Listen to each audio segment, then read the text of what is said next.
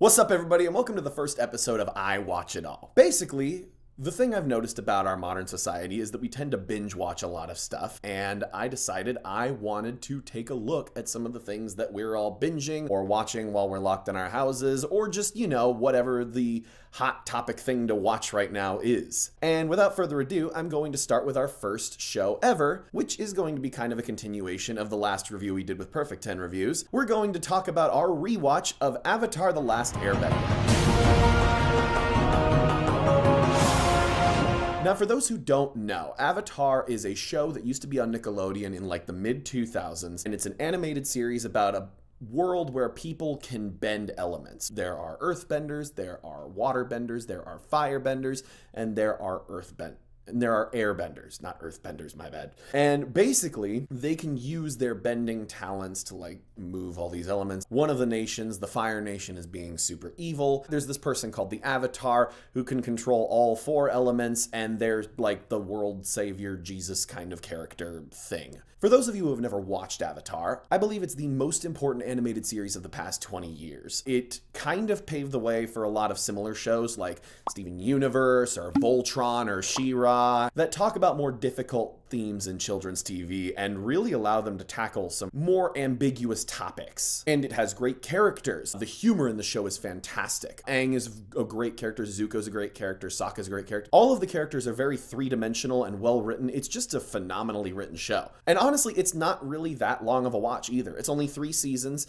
Each season has about 20 episodes, and each episode's about 20 minutes long. You can probably binge through it in a matter of, I'd say, 2 to 3 days if you're going at a reasonable pace. You could probably even get through it in one day if you just decide to go ham and just spend your whole day doing that. Now, since this is a rewatch, I'm going to talk about some things that are going to be a little more specific to those who have already watched it. So those who have not watched it and don't want any spoilers, I'd suggest you go to this timestamp in the video because that's when we're going to be back to the regular general discussion. So for those who have watched Avatar, in rewatching it, I really started to remember a lot of the old inside jokes, That's rough, buddy. Sparky, Sparky, Boom Man! My cabbages!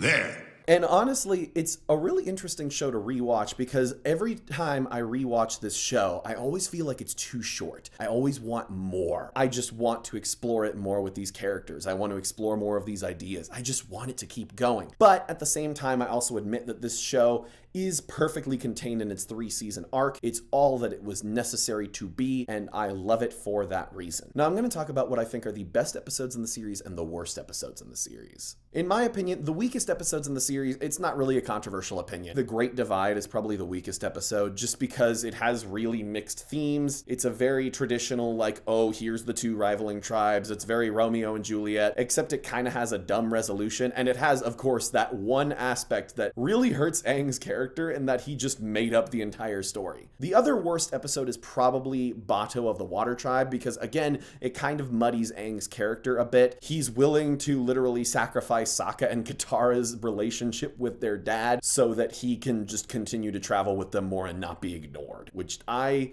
think is somewhat relevant to Aang's character, but is more of an exaggeration of things that we had already seen in the Kyoshi Warriors episode. Now, the best episodes to me are one, the Southern Raiders, the one that really explores that whole idea of what revenge and forgiveness and all that kind of stuff really mean. It's the episode where Katara goes and seeks out the guy that killed her mother. Just the ideas behind it are really fascinating. She doesn't kill him, she doesn't attack it, she doesn't hurt him, but she also doesn't forgive him. And I think that that's an interesting idea to present in a kid's show, and one that really leads into those moral ambiguity ideas that we were talking about earlier. I also love, as everybody does, the Tales of Ba Sing Se episode, specifically the Iroh one. It's, in my opinion, the best emotional leverage that this show has had. It really paints a story, and it frickin' breaks you every time you watch it, especially knowing the real story behind Mako, the voice of Iroh. And finally, the last ones that I would say are the best are just the entire finale. It's epic. The entire battle scene is fantastic. I know people say that the Lion Turtle's a Deus Ex Machina. I'm not sure if I necessarily agree with that. Okay, I kind of agree with that. I think that it's just kind of a way to allow Aang to keep his character without having to compromise on some morals. I mean, if you had Aang kill the Fire Lord in the finale,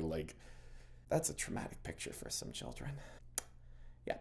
But in the end, I think it's perfectly paced. I think a lot of the ideas and the imagery are fantastic, and it's really great. To wrap this all up, I would say Avatar is a fantastic watch if you have not watched it, and I think it's almost mandatory if you want to know the history of animation and kind of why TV shows are the way that they are now. And for those who have watched it before, I'd say it's a fantastic rewatch. There's plenty of little jokes here and there that you're going to remember. It really is one of the heaviest like nostalgia bomb shows I've ever seen. Sometimes you need to revisit a lot of the themes in this show and really revisit the characters because God, it's just such a perfectly encapsulated series. And it really has a lot of really important ideas that I think sometimes we need to revisit. Well, that's it for my rewatch of Avatar. I mean, I guess I'll rewatch Legend of Korra. Like, that's just as good, right?